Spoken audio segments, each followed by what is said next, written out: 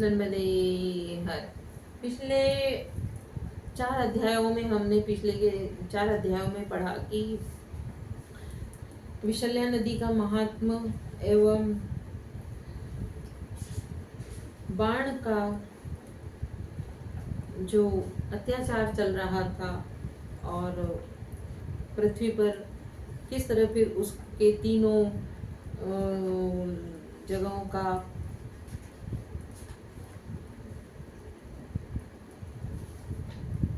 शंकर जी ने किस तरह से बाण का मद नष्ट किया और किस तरह उसे मुक्ति मिली और इन तीर्थों का निर्माण हुआ। मातृकेश्वर तीर्थ और अमरकंटक तीर्थ, ब्रह्मकुंड, अम्बरीश, ये सब तीर्थ, कुशावर्त तीर्थ, यह सब तीर्थ श्रेष्ठ कहे गए। और अब अगला अध्याय आएगा 24वां अध्याय, जिसमें नर्मदा कावेरी का संगम और उसका महत्व। नर्मदे है। नर्मदा व कावेरी का संगम और उसका महत्व। धर्मराज ने कहा, हे मुनि श्रेष्ठ, कावेरी के तीनों लोक में विख्यात होने के कारण बताएं। उसमें स्नान, दान एवं तट पर जप करने एवं व्रत उपवास का क्या फल है? कावेरी संगम से प्राप्त होने वाली सभी फल कहिए। मैंने सुना है कि धर्म सुनने, देखने, कहने व करने तथा समर्थन से जो भी मनुष्य की सुचिता को बढ़ाता है, जैसे धर्म के प्रसंग से भी धर्म सिद्ध होता है, वैसे ही स्वर्ग और नरक भी क्रिया भेद से फलीभूत होते हैं, ऐसा शास्त्रीय मान्यता है। मार्कंडे जी बोले, हे महाभाग, इस समय तुमने मुझसे जो प्रश्न किया उसके विषय में एकाग्रचित होकर सुनो।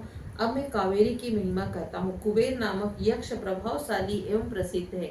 हे राजन, वह तीर्थ के प्रभाव से यक्षों के राजा हुए। हे महाभाग, कावेरी संगम से वह सिद्धि को प्राप्त हुए। कावेरी एवं नर्मदा के प्रसिद्ध संगम में पराक्रमी कुबेर के स्नान कर शास्त्रोक्त विधि से नियम पालन कर एकाग्रचित होकर सनातन श्री महादेव जी की आराधना की। कुबेर ने मास पर्यंत दिन छठे भाग में एक बार भोजन व्रत का पालन किया। कुछ समय बाद वह पक्ष का उपवास करने लगा। बुद्धिमान कुबेर ने मूल, शाक और फलों से कुछ समय बिताया। उस तीर्थ में निवास करते हुए कुछ समय सेवार और आहार बनाया। हे युधिष्ठिर, कुबेर ने पराग व्रत अर्थात 12 दिन निराहार व्रत को किया। कुछ समय कृच्छ व्रत को चंद्रायण व्रत कहते हैं। पराग, कृच्छ, चंद्रायण आदि व्रतों का धर्मशास्त्रों में आत्मशुद्धि एवं प्रायश्चित के लिए विधान है। केवल जल पीकर कुछ समय बिताया। हे राजन, इस प्रकार वहां काम, क्रोध और राग द्वेष से रहित होकर अपने शरीर को तप से कृश करते हुए कुबेर के 100 वर्ष से अधिक स्थित रहे। तदनंतर देवाधिदेव महादेव कुबेर की परम भक्ति से संतुष्ट होते हुए उससे हंसते हुए बोले, हे शुद्ध हृदय श्रेष्ठ व्रतधारिण यक्ष, तेरी भक्ति से मैं प्रसन्न हुआ, वर मांगो, मैं तुम्हें अभिष्ट वर दूंगा। कुबेर ने कहा, हे देवेश, शंकर आदि पार्वती सहित आप मुझ पर प्रसन्न हो तो आज मैं यक्षों का राजा कहलाऊं। आपकी भक्ति करता हुआ मैं निरोग और दीर्घायु होकर यक्षराज हूँ। हे ईश, मेरी बुद्धि सदा धर्म में स्थित रहे और मुझे ऐसा वर दीजिए। श्री शिव जी बोले,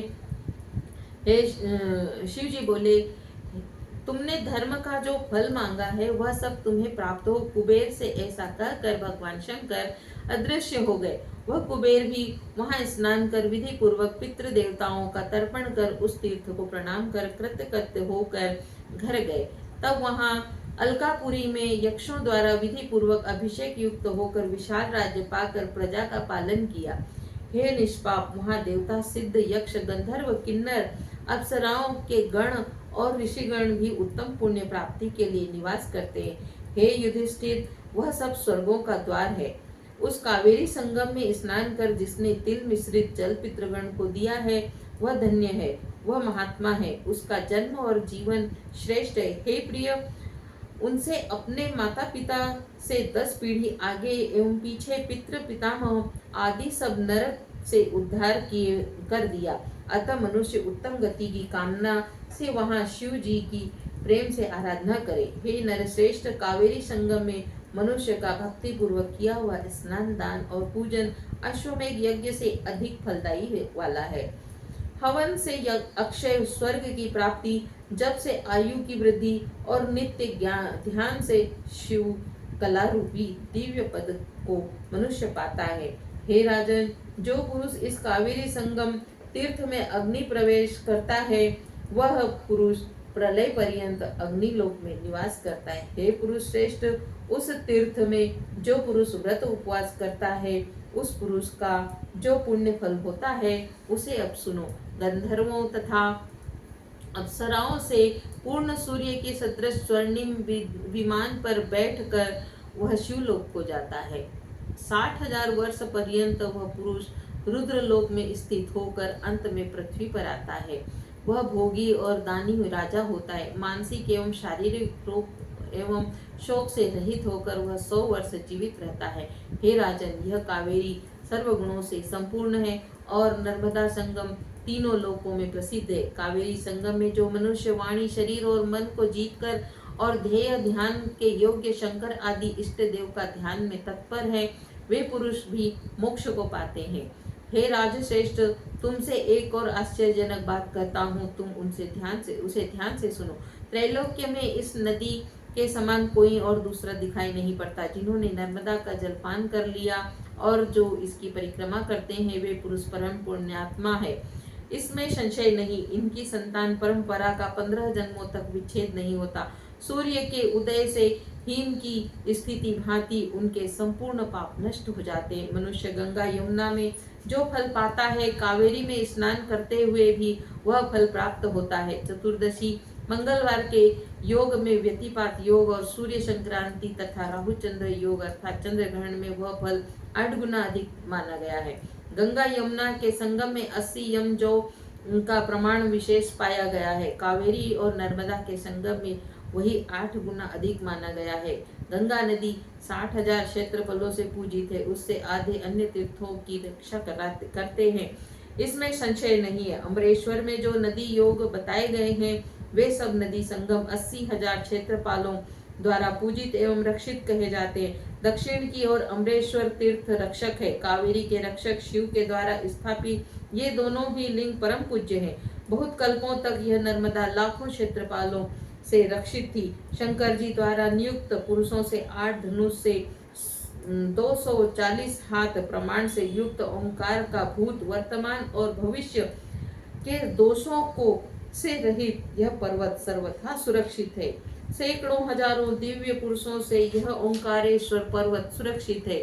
दूसरे क्षेत्र में पाप इस क्षेत्र में नष्ट हो जाता है, परंतु इस तीर्थ में किया गया पाप वज्रलेप की भांति दृढ़ होता है। हे तात, कावेरी नदी के विषय में मैंने तुम्हें बताया, यह रुद्र के शरीर से उत्पन्न हुई है, अतः अन्य नदियों से परम श्रेष्ठ है। नर्मदे हर 24वां अध्याय संपूर्ण।